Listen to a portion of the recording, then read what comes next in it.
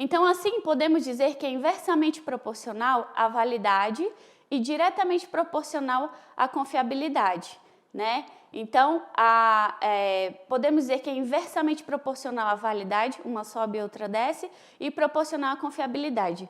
Praticidade sobe, confiabilidade sobe, praticidade desce, confiabilidade desce. E uma vez que a validade e a confiabilidade estão em tensão. Então é isso, confiabilidade e validade vão estar sempre, se aumentar uma, diminui a outra, tá bom? Isso que fala de tensionamento entre esses dois conceitos. Meu Deus, é muita coisa, mas enfim. E retomando o exemplo de Hughes, né, podemos dizer que o teste de tradução de palavras ele é muito mais prático para ser aplicado e corrigido do que um teste que o candidato solicitado é escrever um texto, né? Inclusive, de larga escala, às vezes o mesmo teste, a redação é corrigido por mais de uma pessoa para poder ter esse parâmetro aí, né? Então, tratando de avaliação e desempenho, né, a busca de um entendimento mais preciso do que se convencionou chamar de avaliação de desempenho, que é Performance Assessment, tem mobilizado grande parte dos teóricos da avaliação nos últimos anos. Fornecer concepções ou construtos que descrevam adequadamente a linguagem e o que significa dominá-la ou ser proficiente tem sido um grande desafio. E o termo que não teve origem na área da linguística aplicada, mas em contextos de educação geral e vocacional, tem se referido à avaliação que pressupõe a demonstração direta de proficiência almejada ou das capacidades adquiridas, em vez de limitar-se a avaliar indiretamente essa proficiência através de instrumentos que focalizam itens isolados de gramática, né? Então, testes de desempenho oferecem ao avaliando a oportunidade de produção espontânea e desempenho real para operar a língua em situações comunicativas autênticas. A gente já estudou sobre autenticidade, né? Envolvendo em um ato de comunicação, ou seja oral ou escrito. O que se pretende avaliar, nesse caso, é a capacidade do avaliando de agir no mundo através da linguagem, num ato que, embora conjunto, exige a coordenação de ações individuais. Mais à frente a gente vai ver uma tabelinha aqui que vai ficar bem mais clara essa questão, tá bom? Teste de conhecimento e desempenho, né? Então, nesse sentido mais amplo, essa capacidade é caracterizada por apresentar um requisito de desempenho que pressupõe o uso integrado de habilidades linguísticas e pragmáticas. Assim, não se restringe apenas à comunicação oral, mas envolve também a compreensão oral e escrita e a produção escrita, né? Das habilidades aí que a gente tem na língua adicional. Então, a avaliação de desempenho, né? Ela pressupõe que a melhor maneira de avaliarmos se alguém é proficiente é colocá-lo em situação em que ele possa demonstrar diretamente essa proficiência. Em outras palavras, se o que desejamos é saber se sabe escrever, a melhor maneira é solicitarmos que escreva, então, né? Se é capaz de interagir em situações reais, então a gente simula situações reais, né, de interação e fazê-lo desempenhar nessas situações reais, né? Então, o que esperamos de nossos alunos? Não sei se ao planejar ou no dia a dia em sala de aula, se você costuma... O que eu espero hoje do meu aluno? O que eu espero que ao longo desse semestre, desse bimestre, o que eu espero do meu aluno? Então, fazer essa projeção, esse planejamento, faz muito parte do que a gente trabalhou até o momento, tá bom? E aqui a gente vê, né, provas e testes, diferença entre testes de conhecimento e testes de desempenho. Porque em sala de aula, na avaliação formativa, a gente precisa ou deveria fazer testes e provas de desempenho. Então, sobre conhecimento, a proficiência é determinada com base no conhecimento sobre a língua sem a necessidade de prová-la em situações de uso, né? Já desempenho é imprescindível a demonstração desses conhecimentos em situações reais, de uso, né? Situações reais. Aí, já no conhecimento, especificam em termos exatos os elementos que deverão fazer parte da proficiência.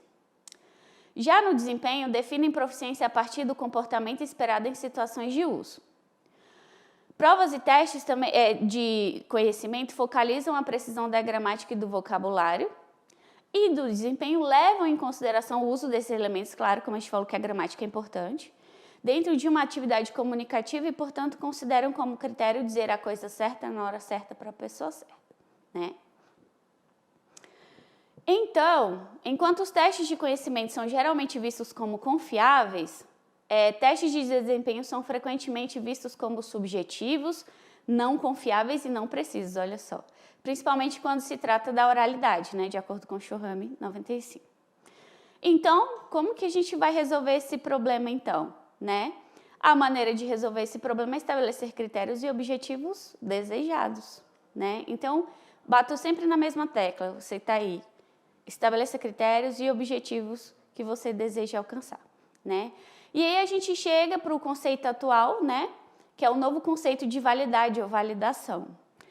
A crítica principal ao conceito tradicional de validade era o fato de ser fragmentado e incompleto, elaborado exclusivamente por especialistas em medidas, seguindo uma visão essencialmente psicométrica, e como tal não levar em conta como base para a ação as implicações de valor do significado dos resultados ou scores e nem as consequências sociais do uso desses resultados, ou seja, a dimensão social. Então agora o conceito de validade ele considera a dimensão social e política que deveria estar presente na avaliação de línguas pelo fato de ser uma prática social. Então, a validade não é uma propriedade do teste ou da avaliação, mas dos significados dos seus resultados. Então, o importante nesse caso é o argumento de validade, que tem como objetivo, então, coletar informações a favor ou contra uma determinada interpretação dos scores do teste. E é isso que a gente, né, deveria fazer com critérios, tendo objetivos claros, critérios claros, que é coletar informações a favor ou contra uma determinada interpretação do que dos nossos instrumentos, né? Que vem aí os testes, os instrumentos de avaliação de maneira geral. E aqui esse quadro ele traz uma visão do passado e uma visão do hoje, né?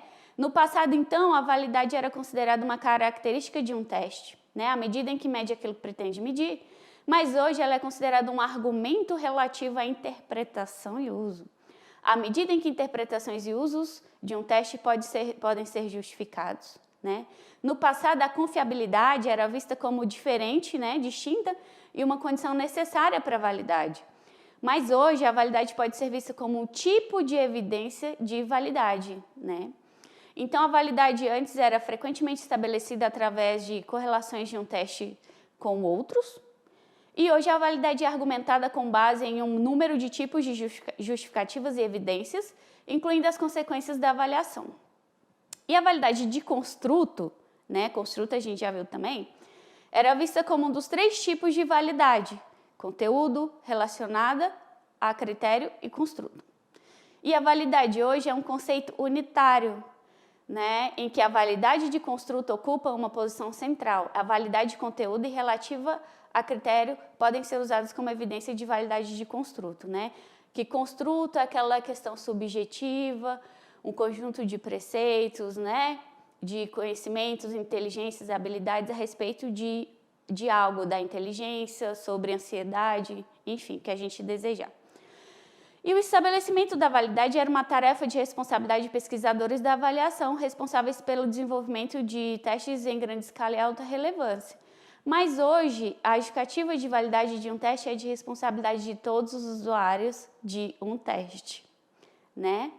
E a conclusão que que eu cheguei a esse momento para passar para você que está aí, é que a validade, esses conceitos de avaliação de larga escala, eles podem ser muito úteis para a gente em sala de aula. Não na mesma medida, né? Mas que a gente pode se utilizar desses conceitos e faça esse trabalho. Será que os meus instrumentos, meu processo avaliativo que eu elaboro, ele está de acordo com os instrumentos que eu utilizo, eles são válidos para o meu objetivo, para o fim que eu determinei a eles?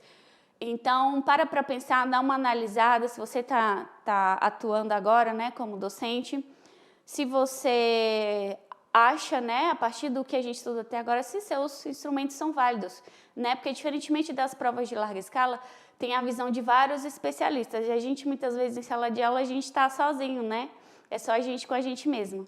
Então, verifique, por isso o feedback dos alunos, como a gente viu, a validade ela é construída por todos os usuários dos testes, tá bom? Eu espero que tenha sido válida para vocês essa videoaula. Aqui estão as referências, que na verdade é esse texto da professora Scaramucci, né, que ele traz assim, de forma bem essa questão de linha temporal do conceito de validade eu achei bem interessante para trazer para você, tá bom?